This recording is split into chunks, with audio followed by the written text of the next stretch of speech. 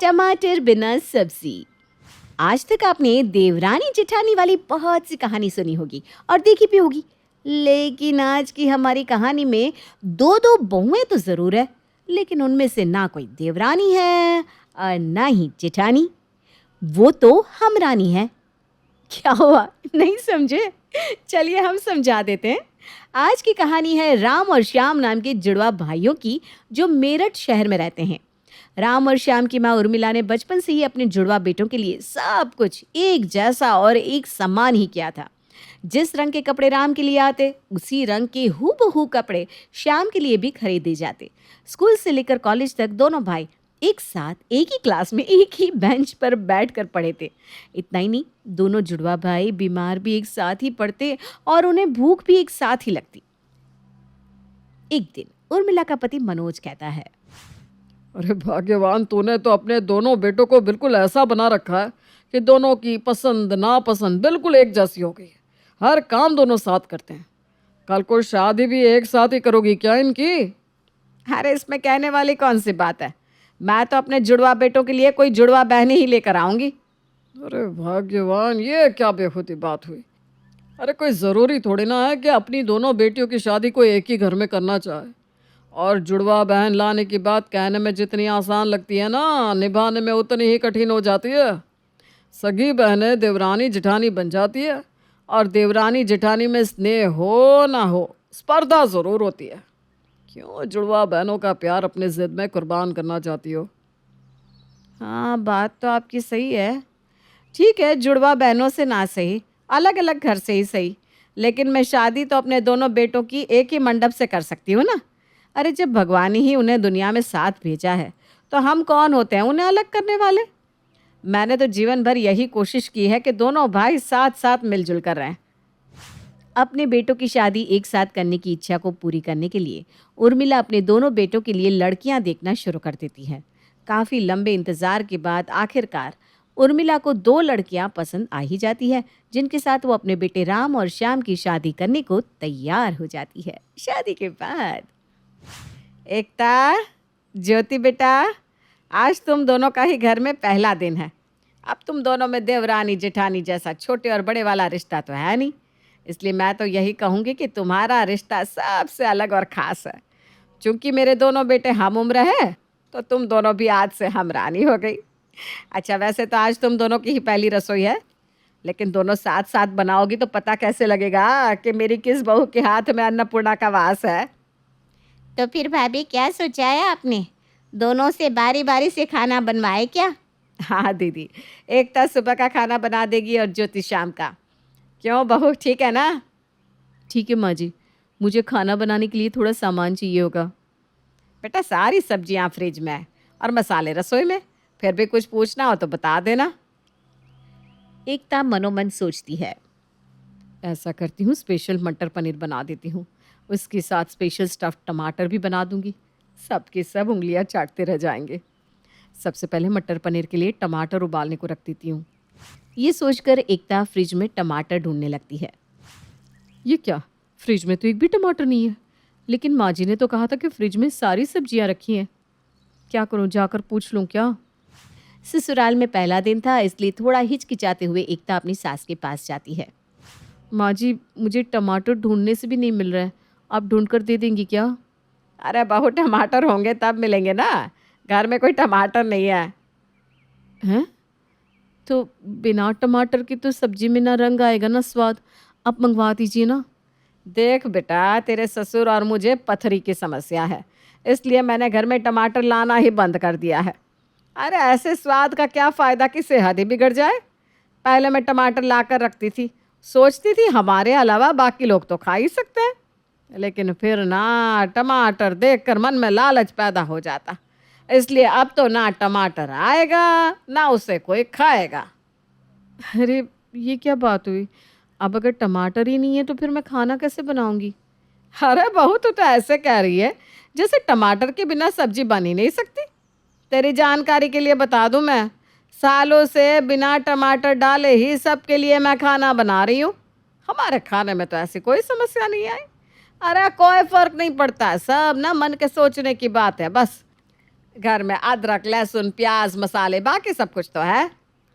क्या प्याज लहसुन? मेरी मम्मी तो हमेशा बिना लहसुन प्याज का ही खाना बनाती थी। ना तो मैंने आज तक प्याज वाला खाना बनाया है और ना ही खाया है। मैंने तो आज तक प्याज लहसुन को हाथ तक नहीं लगाया। सिर्फ मैं ही नहीं, मेरे परिवार में कोई भी लहसुन प्याज को छूता भी नहीं। बेटा फिर तो तेरा भगवान ही भला करे। अब इसमें मैं तो कुछ नहीं कर सकती, लेकिन हाँ, टमाटर मैं नहीं मंगवा सकती। तुझे खाना तो बिना टमाटर के ही बनाना होगा।